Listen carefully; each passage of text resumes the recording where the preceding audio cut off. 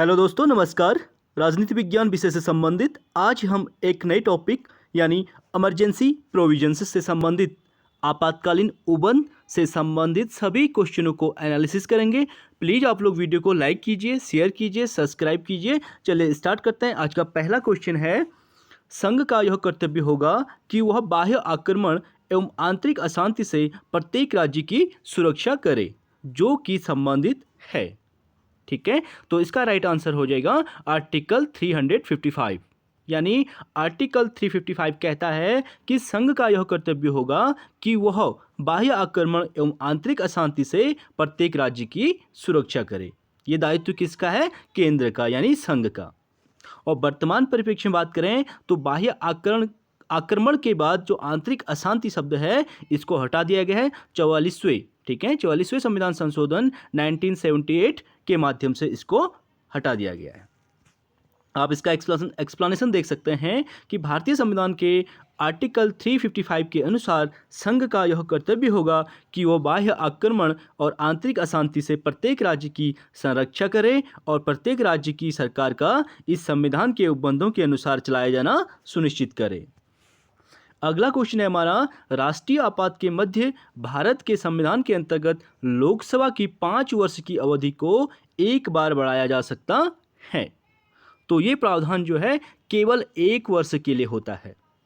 ठीक है, यानी राष्ट्रीय आपातकाल जब देश में लागू होता है तो उसकी इलेक्शन कराने की स्थिति नहीं है, तो उसकी लोकसभा की अवधि को एक बार में 1 साल के लिए बढ़ाया जा सकता है। आप देख सकते हैं आर्टिकल 352 में निहित है कि युद्ध या बाह्य आक्रमण या सशस्त्र विद्रोह के कारण संपूर्ण भारत या इसके किसी हिस्से की सुरक्षा खतरे में हो तो राष्ट्रपति राष्ट्रीय आपातकाल की घोषणा कर सकता है। और इसके तहत लोकसभा की जो 5 वर्ष की अवधि को एक बार में 1 वर्ष के लिए बढ़ाया जा सकता है। यानी अगर और बढ़ाना है तो फिर प्रस्ताव पास किया जाएगा, फिर उसको 1 साल के लिए और इंक्रीज किया जाएगा। तथा संसद राज्य विधानसभा का कार्यकाल भी प्रत्येक बार 1 वर्ष के लिए ही बढ़ा सकती है। उपरोक्त विस्तार आपातकाल की समाप्ति के बाद अधिकतम 6 माह तक के लिए ही लागू रहता है।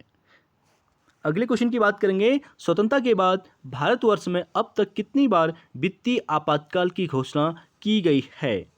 तो इसका राइट आंसर हो जाएगा डी।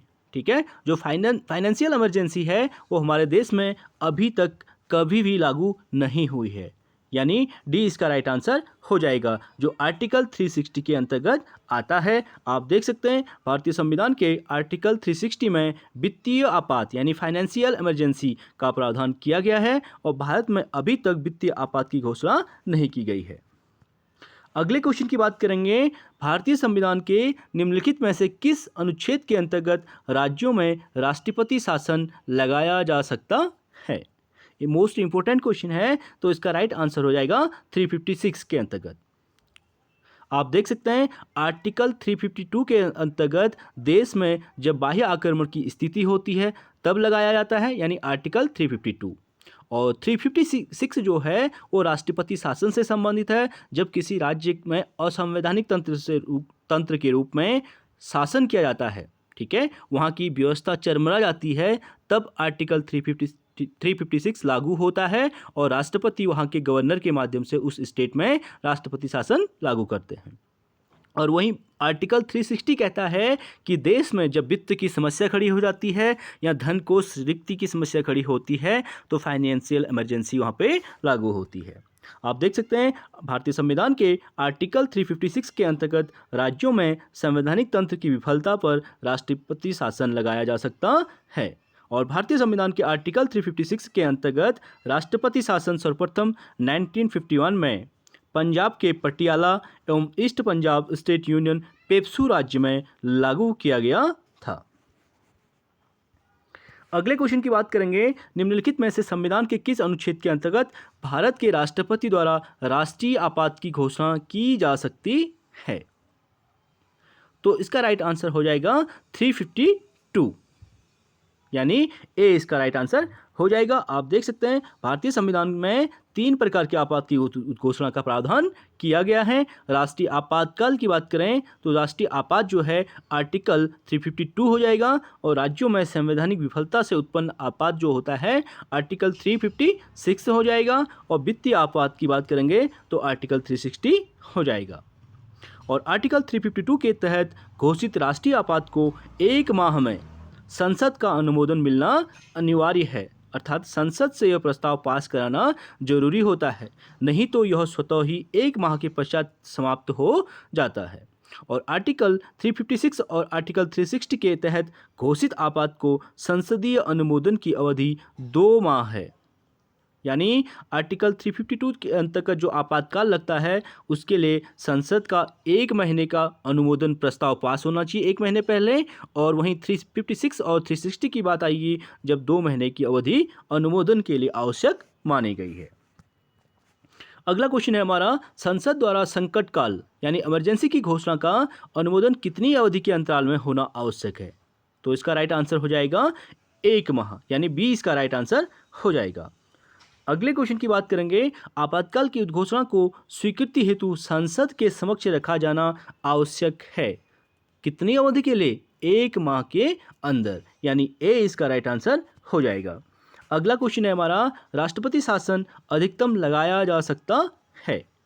तो अधिकतम जो मैक्सिमम की बात कर रहा है तो मैक्सिमम जो है 3 साल के लिए लगाया जा सकता है। आप देख सकते हैं राष्ट्रपति शासन की अधिकतम अवधि 3 वर्ष होती है।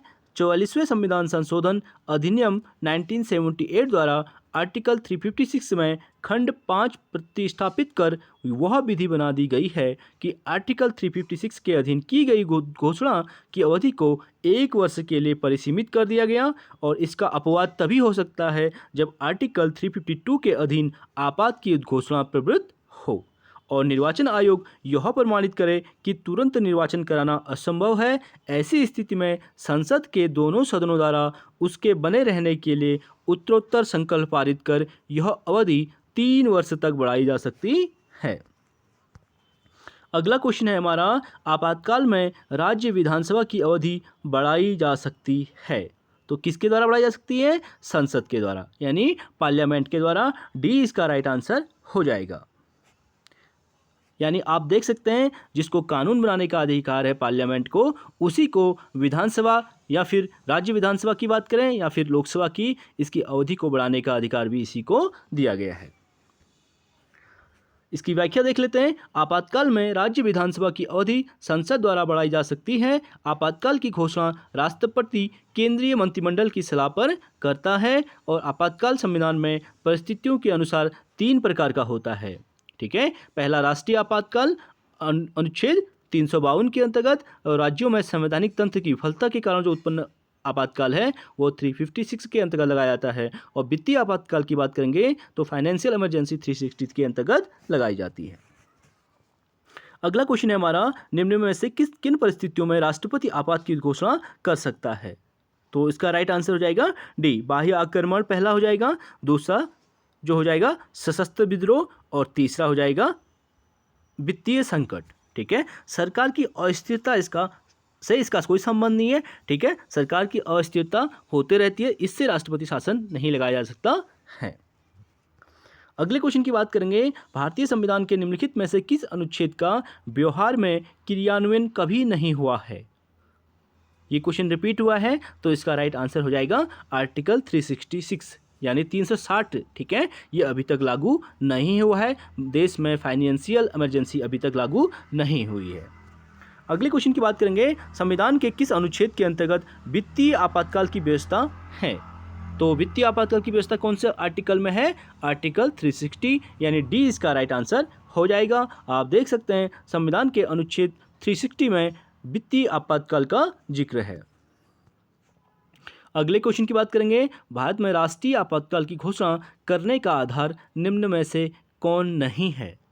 ठीक है, तो युद्ध हो जाएगा बिल्कुल, बाह्य आक्रमण भी राइट हो जाएगा, सशस्त्र विद्रोह भी राइट हो जाएगा। आंतरिक अशांत को खतरा जो है ये अब जो है वर्तमान में हटा दिया गया है 44वें संविधान संशोधन के माध्यम से, इसलिए सी इसमें राइट आंसर हो जाएगा। आप देख सकते हैं 1978 के 44वें संविधान संशोधन अधिनियम द्वारा आंतरिक अशांति शब्द को सशस्त्र विद्रोह शब्द में विस्थापित कर दिया गया है, यानी अब आंतरिक अशांति के शब्द के स्थान पर सशस्त्र विद्रोह जोड़ दिया गया है। और तो अब आंतरिक गड़बड़ी के आधार पर आपातकाल की घोषणा करना संभव नहीं है, जैसा कि 1975 में इंदिरा गांधी के नेतृत्व वाली कांग्रेस सरकार ने किया था। यानी 1975 में जब इंदिरा गांधी ने देश में आपातकाल लगाया था, उसी के मद्देनजर ध्यान में रखते हुए इसको आंतरिक शब्द को हटाना पड़ा। ठीक है, अगले क्वेश्चन की बात करेंगे। निम्नलिखित में से कौन एक भारतीय संविधान के अंतर्गत आपात की घोषणा का आधार नहीं हो सकता? तो आंतरिक अशांति, डी इसका राइट आंसर हो जाएगा। अगला क्वेश्चन है हमारा, निम्नलिखित में से कौन सा एक राष्ट्रीय आपातकाल की घोषणा के लिए पर्याप्त आधार नहीं माना जाएगा? तो इसका भी डी राइट आंसर हो जाएगा। आंतरिक उपद्रव या फिर आंतरिक अशांति को जो है इसमें लागू नहीं किया जा सकता। अगले क्वेश्चन की बात करेंगे। संविधान के अंतर्गत युद्ध या शांति की घोषणा की शक्ति निहित है, तो किसमें निहित होती है? राष्ट्रपति में, यानी डी इसका राइट आंसर हो जाएगा। आप देख सकते हैं संविधान के आर्टिकल 352 के तहत भारत का राष्ट्रपति युद्ध या फिर बाह्य आक्रमण या सशस्त्र विद्रोह की स्थिति या उसका खतरा उत्पन्न होने पर राष्ट्रीय आपात की घोषणा कर सकता है। अगले क्वेश्चन की बात करेंगे। केंद्र में राष्ट्रपति शासन लागू किया जा सकता है, किसी भी समय पर नहीं। ठीक है, केंद्र में राष्ट्रपति शासन लागू नहीं किया जा सकता किसी भी समय, यानी डी इसका राइट आंसर हो जाएगा। आप देख सकते हैं आर्टिकल 356 के तहत राष्ट्रपति का शासन का उपबंध संविधान में उल्लिखित है और राष्ट्रपति शासन राज्यों में लगाया जाता है, न कि केंद्र में यानी संघ में। और संघ में कतिपय परिस्थितियों युद्ध या बाह्य आक्रमण या सशस्त्र विद्रोह में आर्टिकल 352 के तहत आपातकाल लगाने का उपबंध संविधान में उल्लिखित है। अगले क्वेश्चन की बात करेंगे। निम्न में से कौन सा एक अधिकार राष्ट्रीय आपातकाल तक में समाप्त या सीमित नहीं किया जा सकता? तो इसका राइट आंसर हो जाएगा व्यक्तिगत स्वतंत्रता तथा जीवन का अधिकार। ठीक है, ये दो अधिकार व्यक्ति को ऐसे अधिकार हैं राष्ट्रीय आपातकाल लागू होने पर भी ये हमारे जो फंडामेंटल राइट्स हैं ये समाप्त नहीं किए जा सकते हैं। ये आर्टिकल 20 और 21 के अंतर्गत आते हैं। मोस्ट इंपोर्टेंट क्वेश्चन है, आप लोग नोट डाउन कर सकते हैं। आप देख सकते हैं व्यक्तिगत स्वतंत्रता तथा जीवन का अधिकार राष्ट्रीय आपात में समाप्त या सीमित नहीं किया जा सकता। आर्टिकल 352 उपबंध करता है कि यदि मंत्रिमंडल के निर्णय की लिखित सूचना प्राप्त होने के बाद राष्ट्रपति को समाधान हो जाता है कि ऐसा गंभीर आपात विद्यमान है जिससे युद्ध या बाह्य आक्रमण या सशस्त्र विद्रोह से भारत अथवा उसके किसी भाग की सुरक्षा संकट में है, तो वह समूचे भारत या उसके किसी भाग के बारे में आपात की घोषणा कर सकेगा। वहीं आर्टिकल 359 राष्ट्रपति को प्राधिकार देता है कि वह संविधान के भाग 3 के प्रत्याभूत सभी मूल अधिकारों के प्रवर्तन को आदेश द्वारा निलंबित कर दे। पर आर्टिकल 20 और 21 के अधीन अपराधों की दोषसिद्धि के संरक्षण तथा जीवन एवं स्वातंत्र्य के संरक्षण से संबंधित अधिकार इसके अपवाद होते हैं, अर्थात इनको समाप्त नहीं किया जा सकता है। अगला क्वेश्चन है हमारा, राष्ट्रीय आपातकाल की घोषणा होने पर भारतीय संविधान के अंतर्गत क्या होता है? संविधान निलंबित हो जाता है। बिल्कुल रॉन्ग हो जाएगा, संविधान कभी निलंबन नहीं होता है, सभी मौलिक अधिकार निलंबित हो जाते हैं। ये भी रॉन्ग हो जाएगा क्योंकि सभी फंडामेंटल राइट्स हमारे निलंबित नहीं होते हैं। उसमें से मैंने बताया आप लोगों को कि आर्टिकल 20 और 21 निलंबित नहीं होते हैं।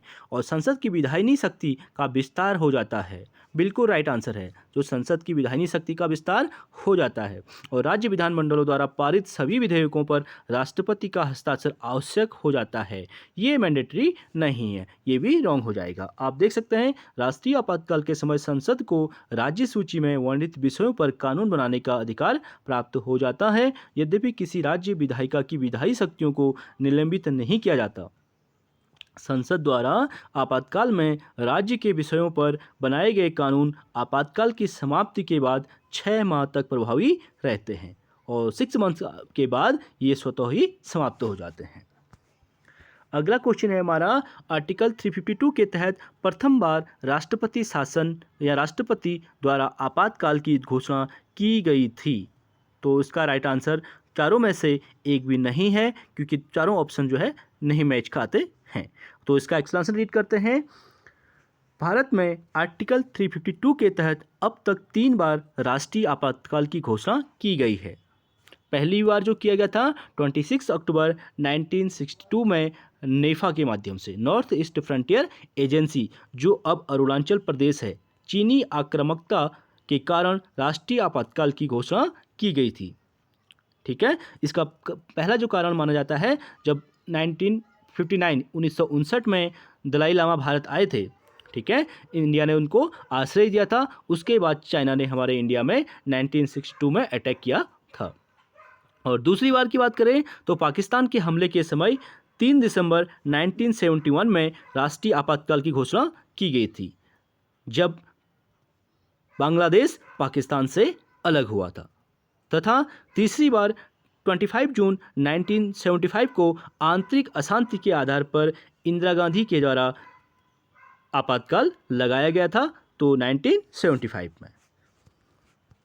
अगले क्वेश्चन की बात करेंगे, भारत के संविधान के आर्टिकल 352 के अधीन राष्ट्रपति द्वारा आपात उद्घोषणा की जा सकती है, तो मंत्री परिषद के लिखित परामर्श पर की जा सकती है। यानी आपातकाल ऐसे ही नहीं लगाया जा सकता, उसके लिए मंत्री परिषद लिखित रूप में राष्ट्रपति को देती है कि देश की स्थिति जो है, बाह्य आक्रमण की संभावना है, और लिखित रूप में राष्ट्रपति के पास अधियाचन जाएगा। राष्ट्रपति जिस दिन उस पर सिग्नेचर करेंगे, उसी दिन से देश में आपातकाल की उद्घोषणा की जाती है। आप देख सकते हैं, भारतीय संविधान के आर्टिकल 352 के तहत राष्ट्रपति द्वारा आपात की उद्घोषणा मंत्रिपरिषद की लिखित सिफारिश पर, ठीक है, 44वां कॉन्स्टिट्यूशनल अमेंडमेंट, 44वें संविधान संशोधन द्वारा ऐसा उपबंध किया गया है या किया जा सकता है। अगले क्वेश्चन की बात करेंगे, भारतीय संविधान के आर्टिकल 356 के अंतर्गत राष्ट्रपति शासन सर्वप्रथम कहाँ लागू किया गया था? मोस्ट इंपोर्टेंट क्वेश्चन है, बहुत बार पूछा गया है। तो इसका राइट आंसर हो जाएगा पेप्सू में। पेप्सू का है पंजाब में, यानी सी इसका राइट आंसर हो जाएगा। आप देख सकते हैं, आर्टिकल 356 के अंतर्गत राष्ट्रपति शासन सर्वप्रथम पेप्सू पंजाब में लागू किया गया था। अगला क्वेश्चन है हमारा, सर्वप्रथम आर्टिकल 356 के आधार पर आपातकाल किस प्रांत में लगाया गया? यानी डी इसका राइट आंसर हो जाएगा, पेप्सू पंजाब राज्य में। अगले क्वेश्चन की बात करेंगे, भारतीय संविधान के अंतर्गत कितने प्रकार का आपातकाल होता है? ये एक्सप्लेनेशन हम पहले ही कर चुके हैं, तो इसका सी राइट आंसर हो जाएगा, यानी 3 प्रकार का। वो 3 प्रकार कौन कौन से हैं आप देख सकते हैं। भारतीय संविधान के अंतर्गत 3 प्रकार के आपातकाल होते हैं। पहला आपातकाल जो है, और उससे पहले आपातकाल से संबंधित जो उपबंधों का प्रावधान किया गया है, तो भाग 18 में किया गया है। ठीक है, मोस्ट इंपोर्टेंट है, इसका उल्लेख भाग 18 में किया गया है, और टोटल भाग 22 भाग होते हैं। और पहला आर्टिकल 352 352, और दूसरा आर्टिकल 356, और तीसरा आर्टिकल 360। इन तीनों के अंतर्गत आपातकाल लगाया जा सकता है, और मंत्रिपरिषद के परामर्श से राष्ट्रपति 3 प्रकार के आपातकाल लागू कर सकता है। अगले क्वेश्चन की बात करेंगे, B.R. अम्बेडकर के अनुसार भारतीय संविधान की कौन सी धारा डेड लेटर यानी मृत प्राय रहती थी? तो इसका राइट आंसर हो जाएगा बी, धारा जो है आर्टिकल जो है 356। तो एक्सप्लेनेशन देखते हैं इसका। भारतीय संविधान सभा में डॉक्टर B.R. अम्बेडकर ने संविधान के आर्टिकल 356 के प्रावधानों से संबंधित आलोचकों को उत्तर देते हुए आशा व्यक्त की थी कि आर्टिकल 356 की यह उग्र शक्ति एक मृत पत्र की भांति ही रहेगी, और इसका प्रयोग अंतिम साधन के रूप में किया जाएगा। ये अम्बेडकर का मानना था, लेकिन इसका मिसयूज किया गया इंदिरा गांधी के गवर्नमेंट में, और उसी के बाद जो है इसमें आंतरिक अशांति शब्द को हटाकर सशस्त्र विद्रोह शब्द इसमें ऐड किया गया। यानी देश में आप आंतरिक अशांति के आधार पर इतना बड़ा जो आर्टिकल 356 पूरे देश में लागू नहीं कर सकते। अगले क्वेश्चन की बात करेंगे, राष्ट्रीय आपातकाल की उद्घोषणा निम्न आधार या आधारों पर की जा सकती है? तो इसका राइट आंसर हो जाएगा पहला, बाह्य आक्रमण के आधार पर की जा सकती है, युद्ध के आधार पर भी की जा सकती है, और सशस्त्र विद्रोह के आधार पर भी की जा सकती है। यानी आंतरिक अशांति के आधार पर नहीं की जा सकती है। पहला, तीसरा और चौथा इसका राइट आंसर हो जाएगा। आप देख सकते हैं राष्ट्रीय आपातकाल की घोषणा राष्ट्रपति द्वारा राष्ट्रपति की आपातकालीन शक्तियों आर्टिकल 352, 356 और 360 भाग 18 के अंतर्गत है और राष्ट्रीय आपात युद्ध, बाह्य आक्रमण या सशस्त्र विद्रोह के कारण लगाया जा सकता है। अगले क्वेश्चन की बात करेंगे, संविधान की किस धारा के तहत वित्तीय आपातकाल लागू किया जा सकता है? तो फाइनेंशियल इमरजेंसी की बात कर रहा है, तो इसका राइट आंसर हो जाएगा डी 360। आप देख सकते हैं भारतीय संविधान के अनुच्छेद 360 के तहत वित्तीय आपात की घोषणा राष्ट्रपति द्वारा तब की जाती है जब राष्ट्रपति को पूर्ण रूप से विश्वास हो जाए कि देश में ऐसा आर्थिक संकट बना हुआ है जिसके कारण भारतीय वित्तीय स्थायित्व या साख को खतरा है, अर्थात धन यानी कोष रिक्त हो चुका है, देश में खाने पीने की व्यवस्था नहीं है, तब आर्टिकल 356 लागू होता है। और वर्तमान परिप्रेक्ष्य में बात करेंगे तो इसका एग्जाम्पल जो है आप श्रीलंका को ले सकते हैं, वहाँ पे क्राइसिस हो चुका है। अगले क्वेश्चन की बात करेंगे, भारत का राष्ट्रपति राष्ट्रीय आपात की घोषणा कर सकता है यदि खतरा है। किसका? बाह्य आक्रमण का खतरा है या फिर आंतरिक अशांति का, सशस्त्र विद्रोह का या सांप्रदायिक संघर्ष का। तो इसका डी राइट आंसर हो जाएगा, केवल बाह्य आक्रमण और सशस्त्र विद्रोह के आधार पर सांप्रदायिक संघर्ष और आंतरिक अशांति दोनों का संबंध जो है संविधान में नहीं है। आप देख सकते हैं यदि राष्ट्रपति को यह समाधान हो जाता है कि युद्ध या बाह्य आक्रमण या फिर सशस्त्र विद्रोह से भारत या उसके किसी राज्य क्षेत्र के किसी भाग की सुरक्षा संकट में है, तो वह आपात की उद्घोषणा कर सकता है आर्टिकल 352 के अंतर्गत। और यह उद्घोषणा ऐसी घटना होने के पहले भी की जा सकती है, अर्थात जब बाह्य आक्रमण की आशंका हो, यानी आशंका के आधार पर भी लागू की जा सकती है। और आंतरिक अशांति शब्द को 44वें संविधान संशोधन अधिनियम 1978 में सशस्त्र विद्रोह से प्रतिस्थापित कर दिया गया। ये जरूरी था क्योंकि इंदिरा गांधी ने इसका फायदा उठाया था। उस 1975 में आपातकाल लगाने के बावजूद आंतरिक अशांति के आधार पर अपने लोकसभा के कार्यकाल को 3 साल और बढ़ा दिया था। 1 साल बढ़ाया, उसके बाद फिर बिल पास करवाया, दूसरी बार बढ़ाया और फिर बिल पास करा के तीसरी बार बढ़ाया। और राज्य में राष्ट्रपति शासन आर्टिकल 356 या वित्तीय आपातकाल आर्टिकल 360 के अंतर्गत लगाया जाता है। तो चलिए फ्रेंड्स, आज के लिए इतना ही। आई होप आप लोगों को वीडियो पसंद आई होगी। प्लीज़ वीडियो को लाइक कीजिए, शेयर कीजिए, सब्सक्राइब कीजिए। Thank you so much.